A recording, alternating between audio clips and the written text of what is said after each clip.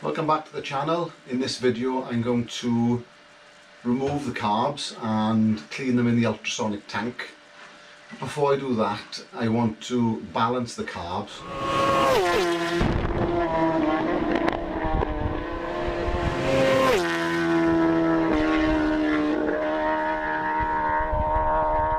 The reason for balancing the carbs is just to see how close I managed to get them when I fitted them to the bike originally. I didn't balance them at that point.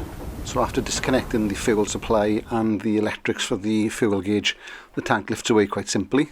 So this tank hasn't come off for about 3 or 4 years.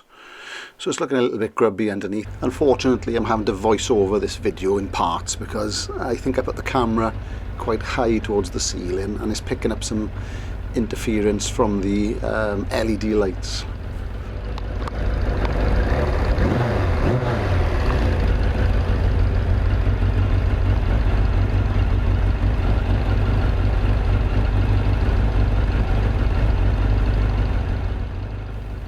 So considering these carbs were never balanced properly, I don't think that's too bad.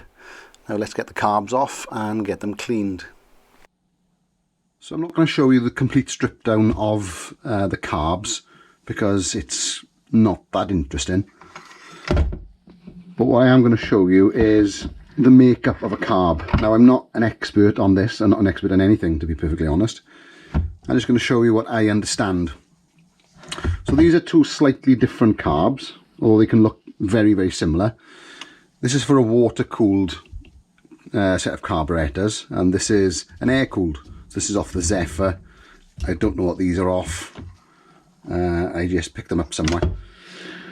So here are your water pipes. There are normally more than this, and I'll show you that on the other set of carbs for the ZX10.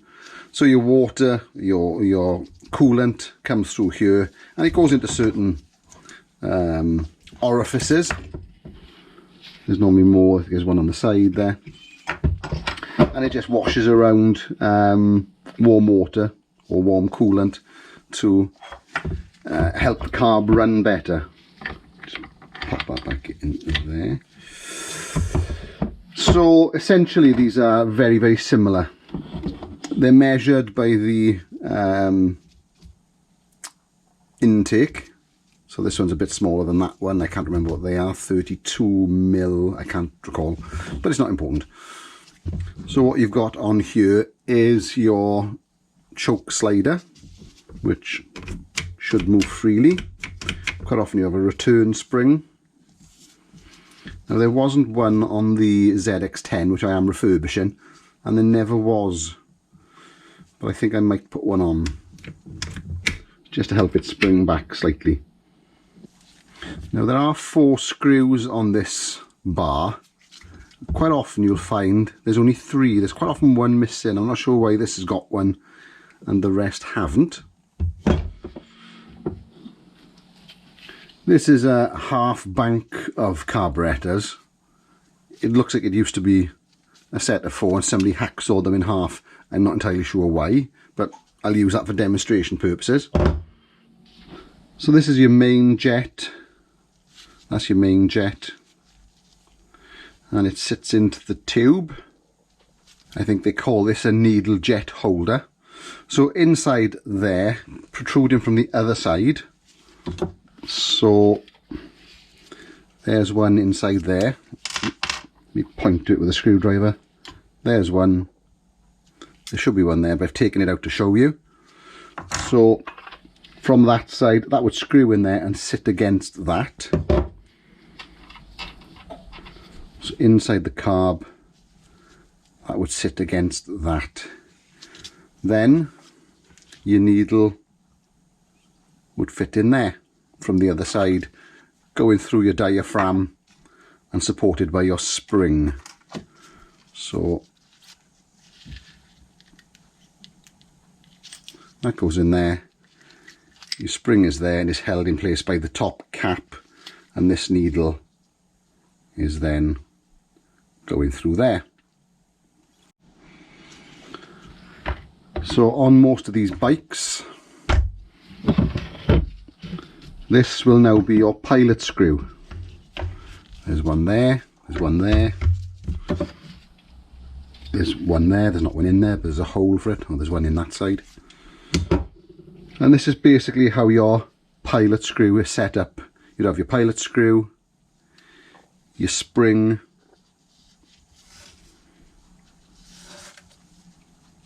then goes on your washer,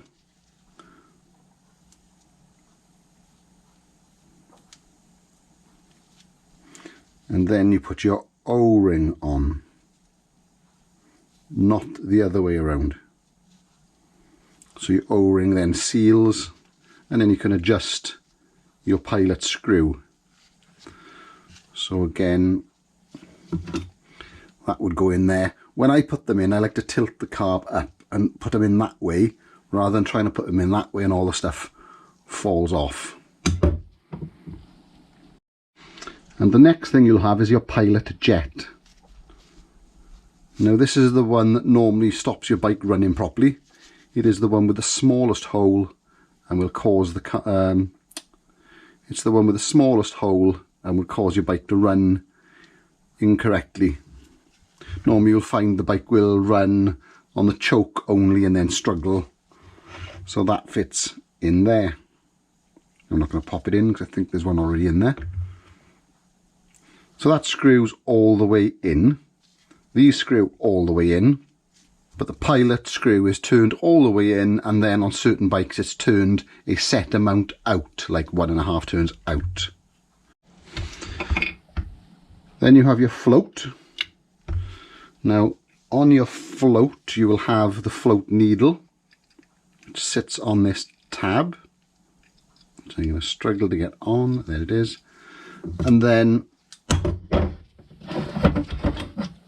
that sits in the float housing, and that plunger then stops fuel getting into it when the float reaches a certain height. Now this isn't the correct float for this carb obviously, but that will sit in there. You just take it off.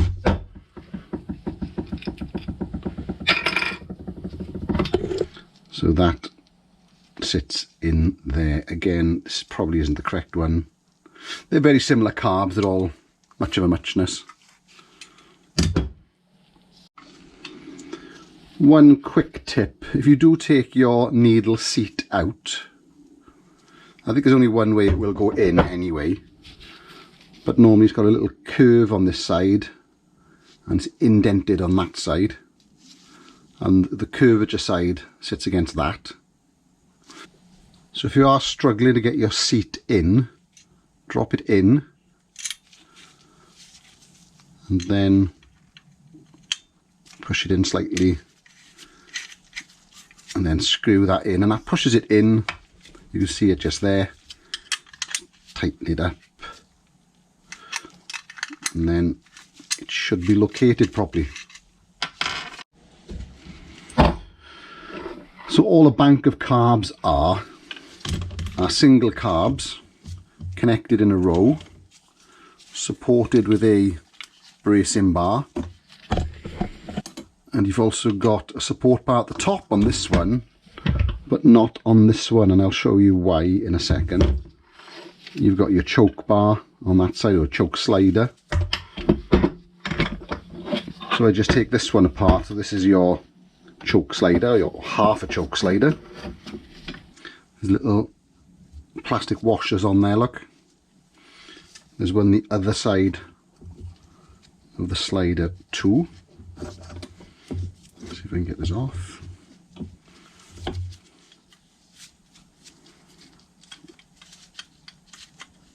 It can be slightly different on different carbs, but there is your choke slider, and they hook over your choke plungers and it pulls it in and out to activate your choke.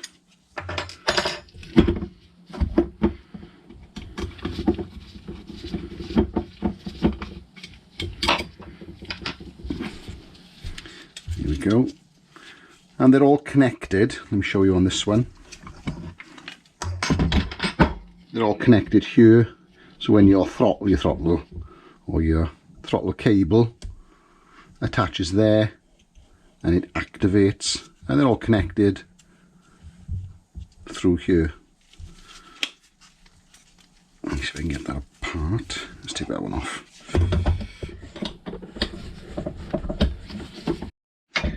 So with all the bracing bars taken off now, these will come apart. There we go.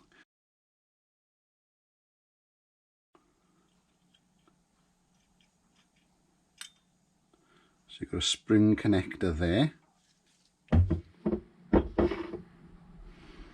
And this top one,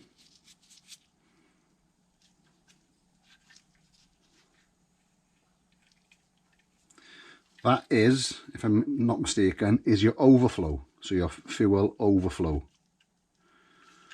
Notice the O-rings on there, which we'll talk about in a second.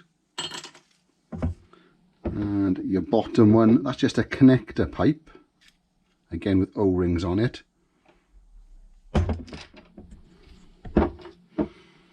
But some will be slightly different. So on this one, this is your fuel intake. Let's have a look at this one. That's very much the same. On the ZX10, it's got two. It's got one there and one there, and it's connected by a separate pipe.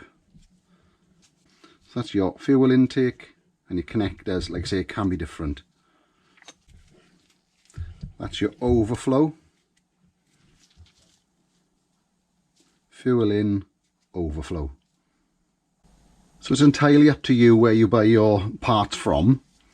Now you're going to need a lot of O-rings to do this job if you want to split the carbs. If you just want to do it in situ, you can clean the carbs as they are, take all the jets out and whatnot. But if you want to do it properly and take them all apart, like I say, the carb might be quite old and you have no idea what condition these rubbers and O-rings are in. They might be leaking. If you buy these from the Kawasaki dealer, and I would imagine if these carbs are on other bikes, Hondas, Suzukis, whatever, they're going to be equally as expensive. One O-ring is anywhere between £2.20 and £2.45.50. So on the ZX10 I needed approximately 20, so that's the thick part of 50 quid just to refurbish your carbs. I bought these off this company. So each pack of 50 O-rings, I bought 4mm inner diameter, 4.5, and kept going, 5, 5.5, 6. 5.5 and 6 seemed about the best for these. Each packet of 50 was probably less than £3, and I also bought cap screws. They are equally as ridiculously expensive on the main dealer website. I can't remember how much these were, but I think I had all these screws, all these O-rings, and I think it was about £35. So up to you where you get them from, and it does seem to work. So get a variety of O-rings. So these are all, like I say, various diameters, inner diameters. The thickness are 1.5mm. I think you can get different ones with a selection of like 1.3, 1.4mm, and not as extensive. The more common size is 1.5. So as I've said, I'm no expert on carbs, but this is my understanding of how they work. You open your throttle, which causes the butterfly to open and close. This then sucks air through the airbox, causes the diaphragm to rise. I think that might be the correct thing. When the diaphragm rises, it causes fuel to come past the needle, because this needle is tapered. So it causes fuel to come past the needle.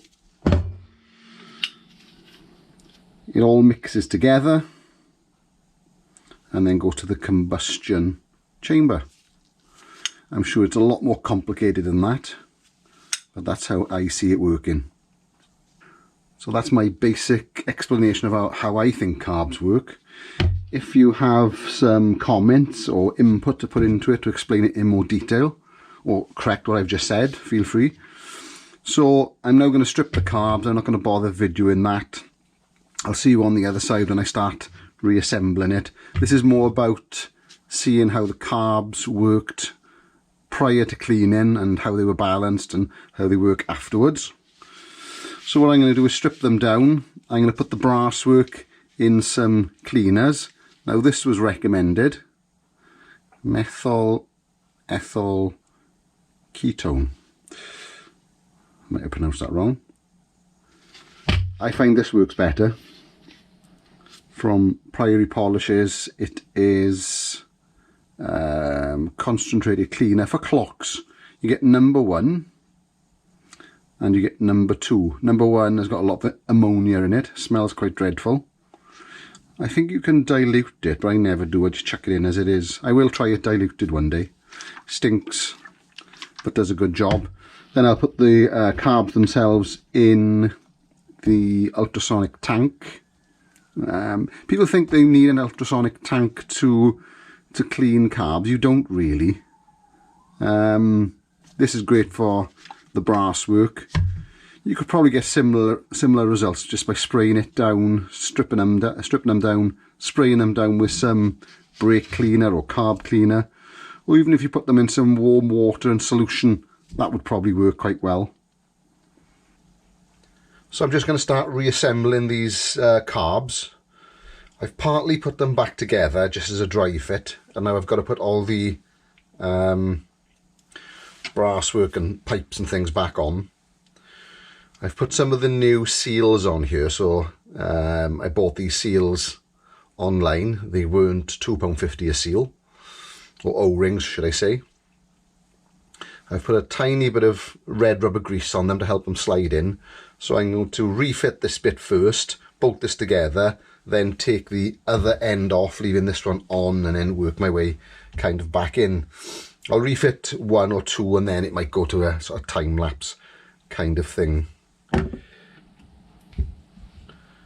So this is the overflow pipe. So that fits in nice and snug now that I've put a new O-ring on it.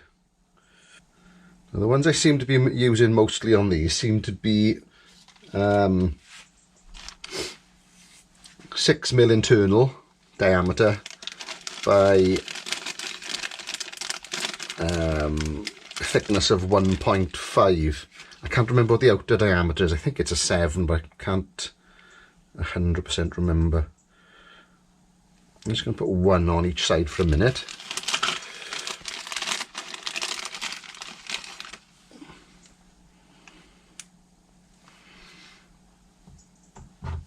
Tiny bit of grease to help it on.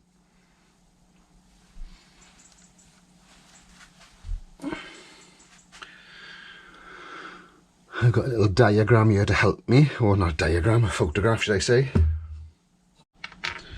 Okay, so I'm going to go down an O-ring size on this one. I'm going to go down to 5.5.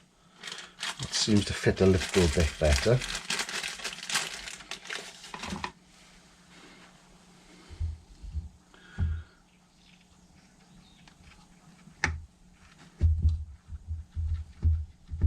Okay, that seems okay.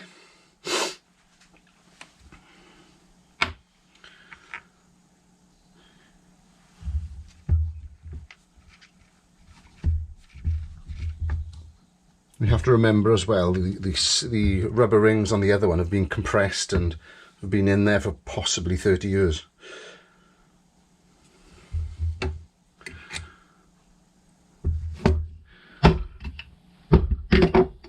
I'm just going to take this off.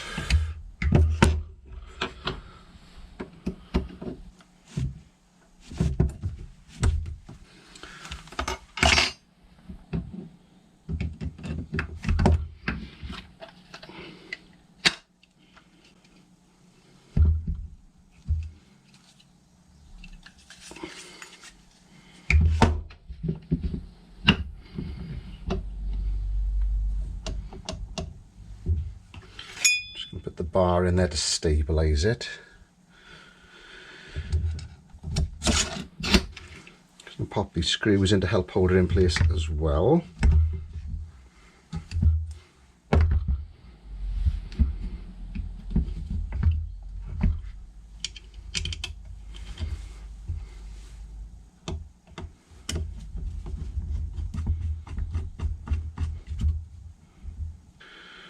I'm just going to take these two off, leave that one on, and then work my way back in from that direction.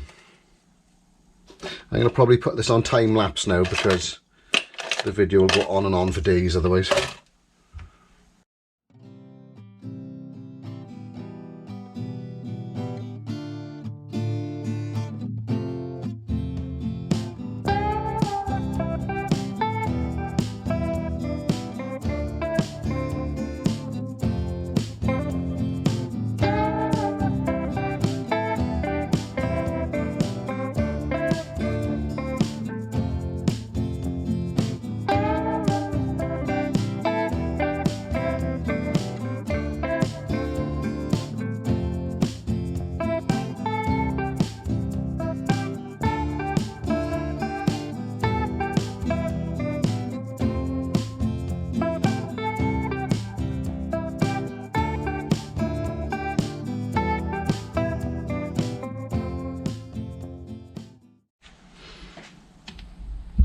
Okay, that was relatively simple enough. So I've done all the plumbing on the inside, so I can all bolt this up now and everything should be fine. I've got the springs on the insides. I think we're pretty good. So the plastic pipes I put on 5.5s internal diameter, I think that was, and these are 6s. They seem pretty good. These rotate a little bit easier than these do, but they move, which is good. The overflow pipes, similar. So I can now tighten this up. That's like a brace bar, I suppose.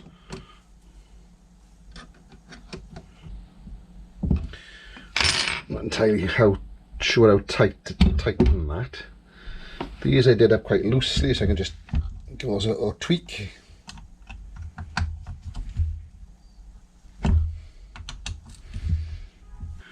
We're just going to put on the choke slider. So with the choke slider bar, there's washers, plastic washers there, there and there. For some reason on most chokes I've noticed there isn't one there, or there isn't a bolt or anything there. I don't know why.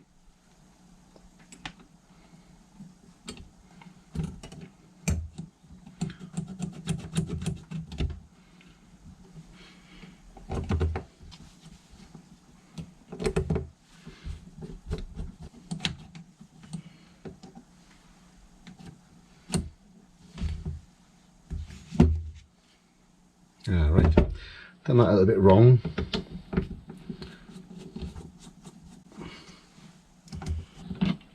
They need to hook into the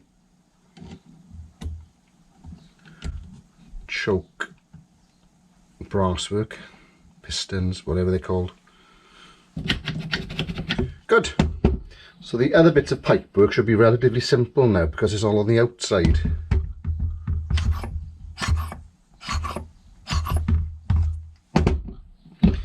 Good, cup of tea time. So the next thing I'm going to do is put one of these carb bowls back together, putting in new jets, etc, as I've got in the packs. I'm not going to fit these pieces of plumbing yet because they'll just be getting in the way. I've put 4.5 inner diameter O-rings on there. They seem to fit about the best. So I'm going to get all these float seats out. I put them back in and then the pack came with new ones. You can see this one's got a dodgy screw in it. So I'm going to take all these out. So I'm going to do one and then I'm going to time lapse the rest.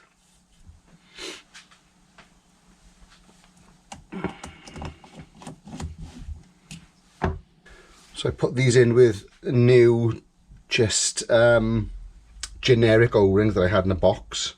They're a little bit tight. It should come out. Oh, that's not too bad actually. So I put that in there. Obviously we're going to keep that. It could come in handy for something. So as I said in one of my previous videos, the jets in these are all the wrong size, and I didn't like the quality of them, so I bought other ones.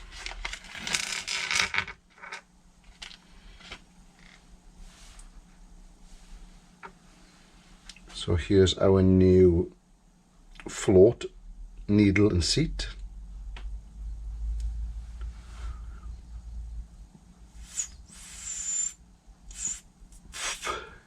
So you can hear me there, I'm just blowing through this to see how it seats, and it seats quite nicely actually.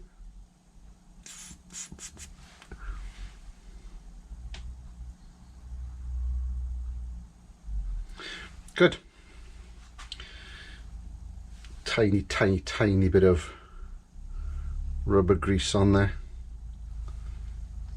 And she goes.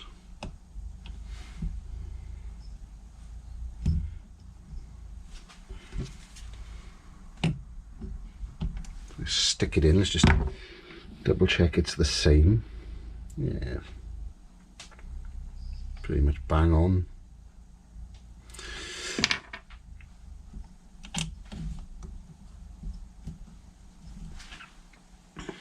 Good. And even comes with a nice new screw.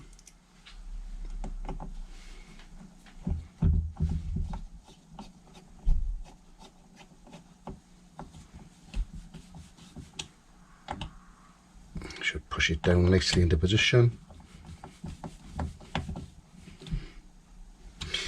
Job's a good un.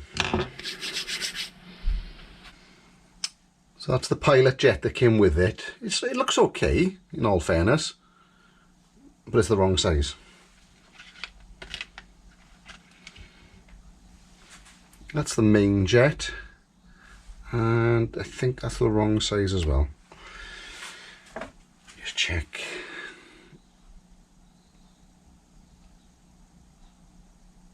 $160. I think it should be $130. Let's have a look. Yeah, 130s. So there were 140s in this when I had it, but it had an aftermarket exhaust. Those are 160s, no good. So we'll be putting in a 130.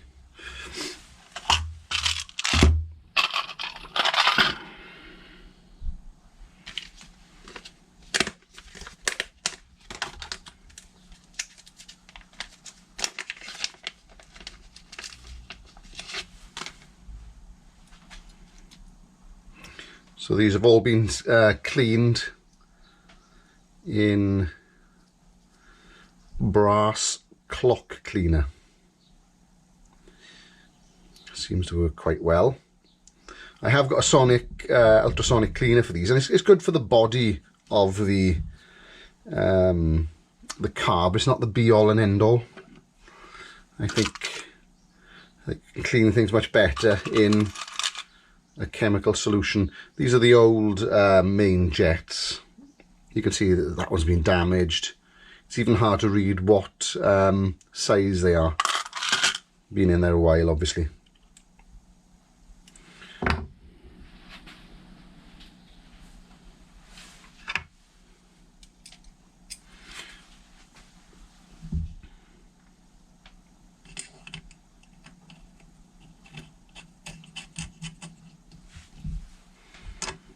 Careful not to do these up too tight. Just a little tweak is all they need, I think.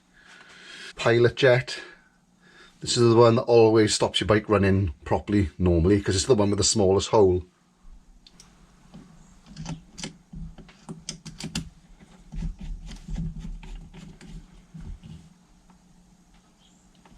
Again, they don't need to be done up really tight, just a little tweak. So this is the old pilot screw and this is the new pilot screw. They look slightly different at that end, but the most important thing is those bits look okay. I like to introduce the carb onto the pilot screw, it stops everything falling off.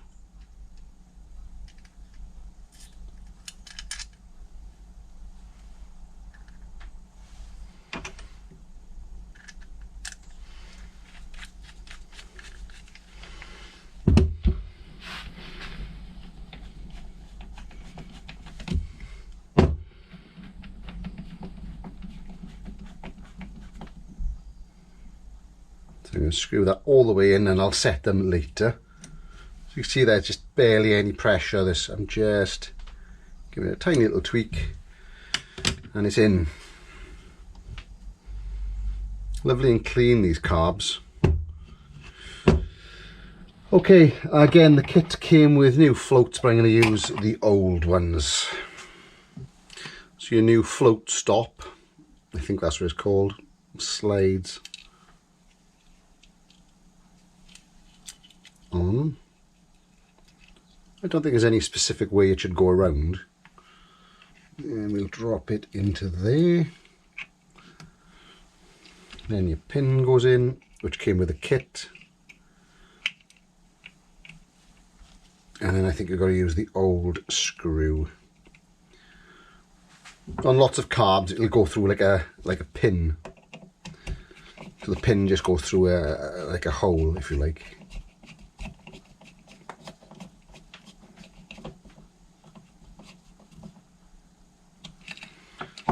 Good. Cool. So the kit came with that. No idea what that is. It came with 2 screws, which I think should hold the bowls down. But there's only 2 and there should be 4. So I think this kit is a kind of generic kit. So not the best in the world, but it comes with a lot of stuff.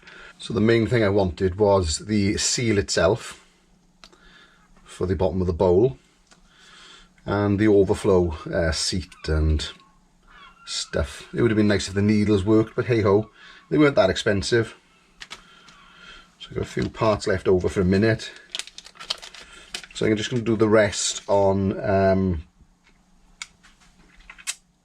time lapse. It came with one of these as well, which I think goes over the cover there to stop you having to adjust it. So I'm not going to put the bowl back on because I'm going to have to just check the float heights.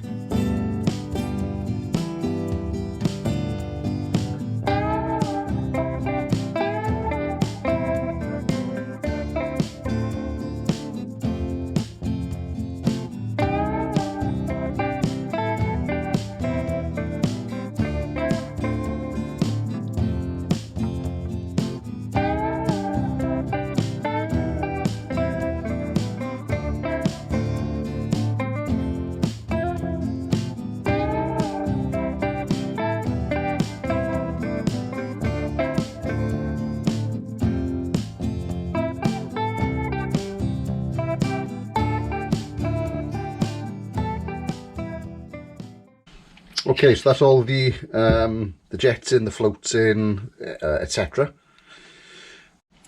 So I'm just going to turn out the pilot screws while I remember. So on this model, it's 2 turns out. Half. 1. 1.5. 2. So the next thing to do will be to adjust the float height. So setting the float height, I'm no expert on this, I'm not entirely sure myself. So you're supposed to let it rest against the float needle, but not so that it's actually pushing it down. Just so it's sitting on it. And it's supposed to be, sorry for my sniffing, I got a cold, 13mm. You can buy tools to measure it with, but I think the easiest thing to do is use this. So I'll set it to 14 something and see where it goes. So I've given up on using the digital caliper to measure the flow tight, so it kept slipping off. So I've made this, which is 13 millimeters. I always struggle to figure out how to adjust the flow tight. So I've got two books. I got the manual and I got a book specifically on carbs and fuel systems and stuff.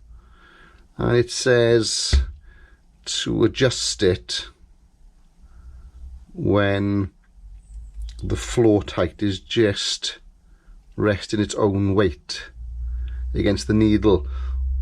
I never know whether the plunger should be, not so much the plunger, the needle itself should be compressed, so you can see that there, hopefully. So should it be there, or should I let the weight? I think that's correct, as long as it's not, obviously that, just letting the weight. So I think that should be right. And then that is currently needing a slight bit of adjustment because it's probably sitting at about 15 at the moment.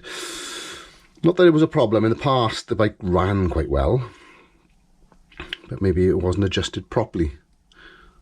So if you're a bit of an expert on adjusting these floats, because I've looked online, I've looked at various things and it's not that specific. I like to get in close and have a look at what's going on. So I think it shouldn't be like that, just so it seats like that, but not pushing the plunger in. So let's see if I can get a better shot of that. So just so it rests on it, but not pushing it in. I think that's correct, and that's what I'm going to go with. So I'm going to adjust all these and then we'll get back to you. So I'm just going to put the bowls back on. So I've put a smear of rubber grease around there. Just hold the gasket in more than anything else. I bought new screws, but they had those stupid big washers on them which I had to try to get off, which is a bit of a pain. I'm not going to put that one in. Well, I'm going to put it in quite loose actually, and these ones, because they hold the clamps down for the water heating system, if you like.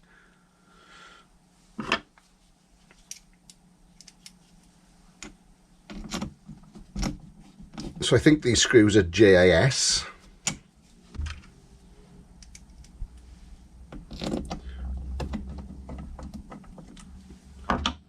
So I'm just not going to screw them down too much.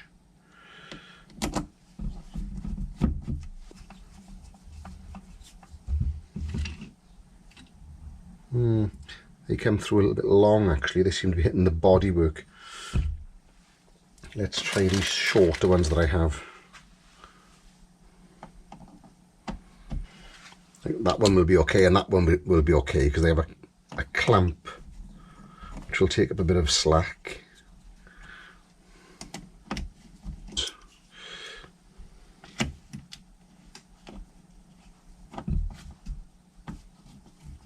Yeah, the short ones are okay. I think I'll put those in. So I'll just leave the longer ones in where we have a clamp.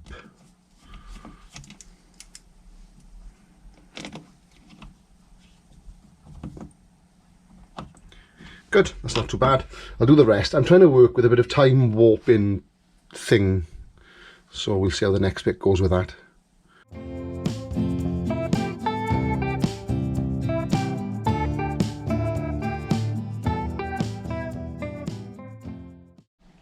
Okay, so I got these loosely fitted up.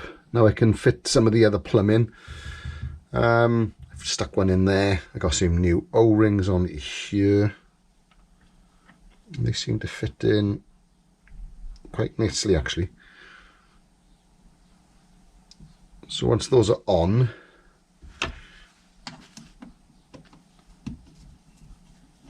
I can now fit these little brackets which will just hold it in place. There's a little hole there that goes through. Good. Same on the other side. I'll do them all up in a second properly. And then you got these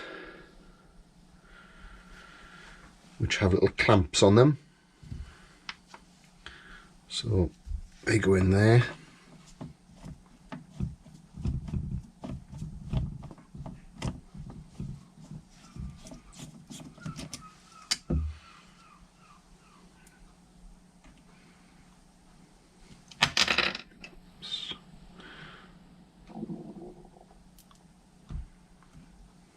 Like that.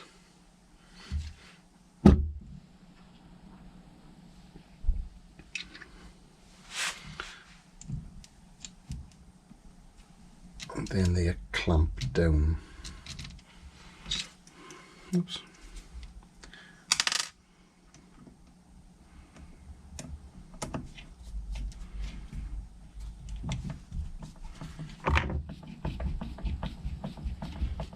Don't like that one. It feels like there's something wrong with the thread.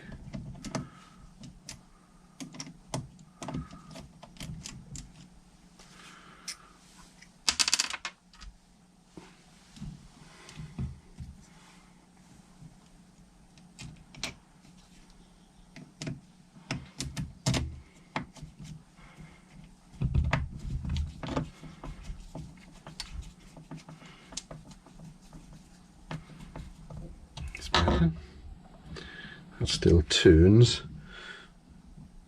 We got a longer piece and a shorter piece there. I don't know which way that actually goes, to be perfectly honest. But we'll worry about it later.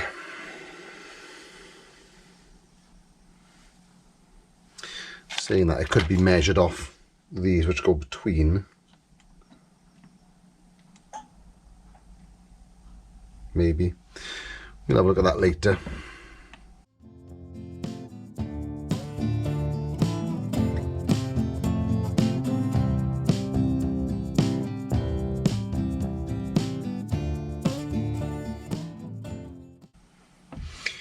Good, so I'll tweak those up a little later.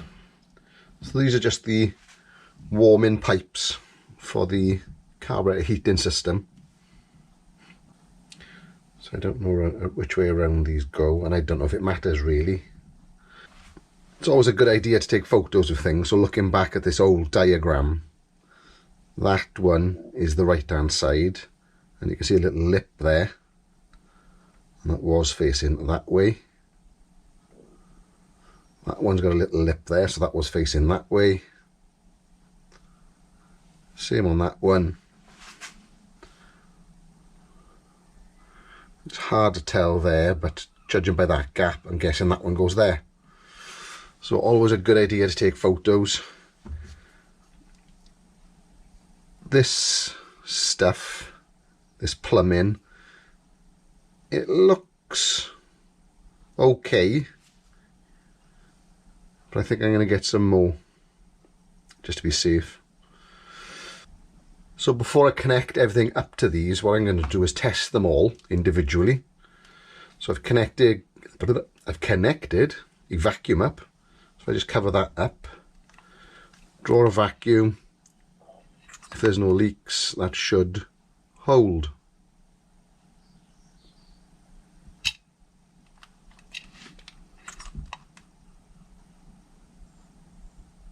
That looks pretty good, because I've got these washers in that I didn't know were going to work or not.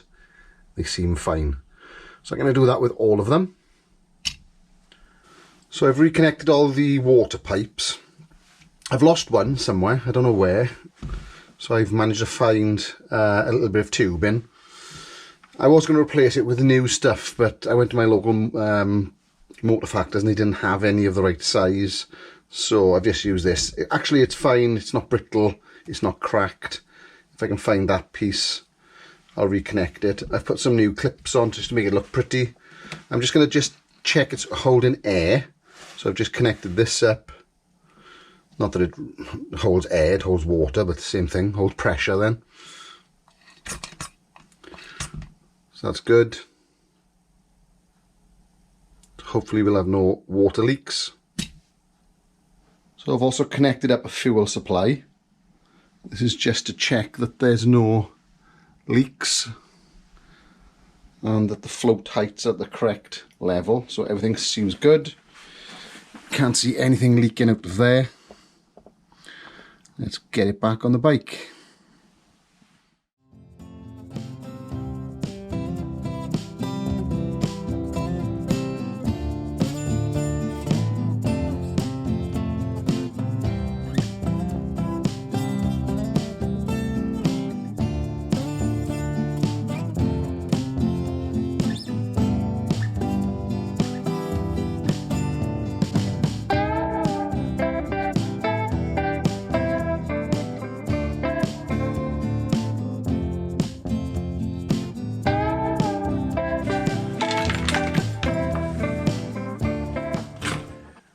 A little bit of fuel going into the filter. I'm just going to try and start it up. I think I'll just disconnect the plugs because I don't actually want it to start.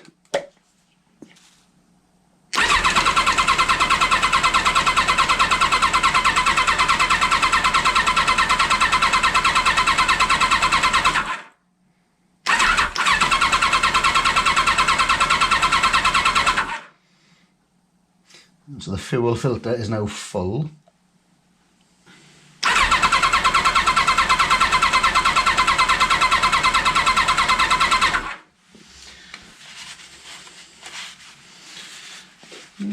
Okay, can't see any leaks, so might as well try and start it.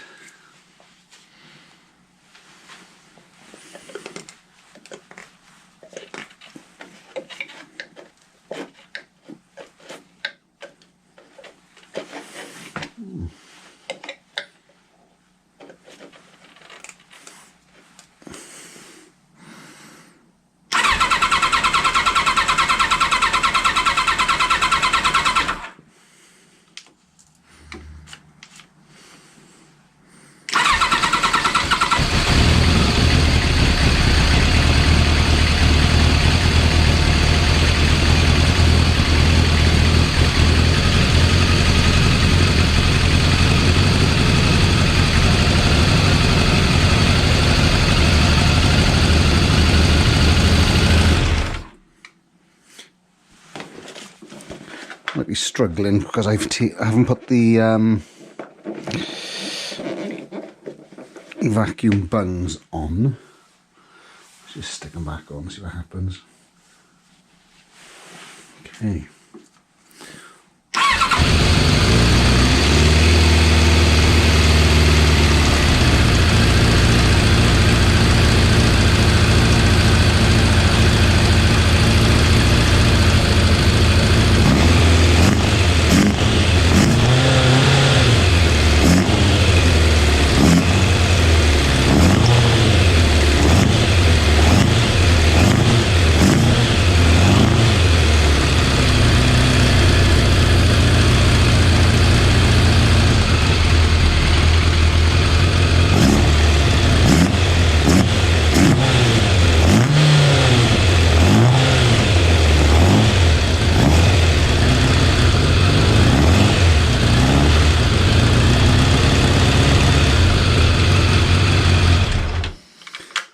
That's promising.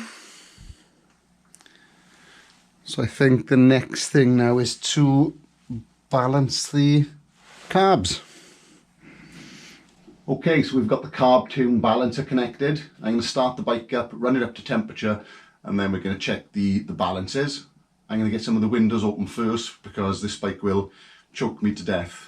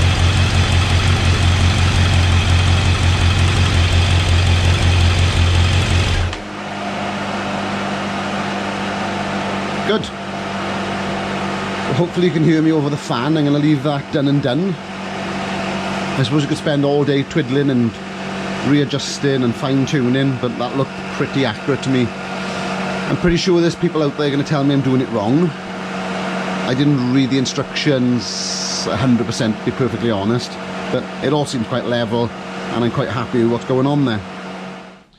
So the old bike is back together. Remember to put your airbox on before putting your tank on. Ask me how I know. I really enjoyed doing the carbs on this. I enjoy carbs generally. I enjoy how easy the bike is to work on in comparison to modern stuff. But I'm happy to play around with carbs even though I don't really know what I'm doing. I'll read a manual and I'll find out what to do. I'm happy that I didn't have to spend £2.50 per O-ring from the Kawasaki main dealer. The aftermarket ones I've used seem to work. It doesn't appear to leak. So always have a look around first. Don't just go diving in. I would have never paid that price for it anyway. I would have found some other alternative. It would have cost me something like £50 for all the O-rings just to rebuild the carbs. So I'm looking forward to taking the bike out and giving it a little try.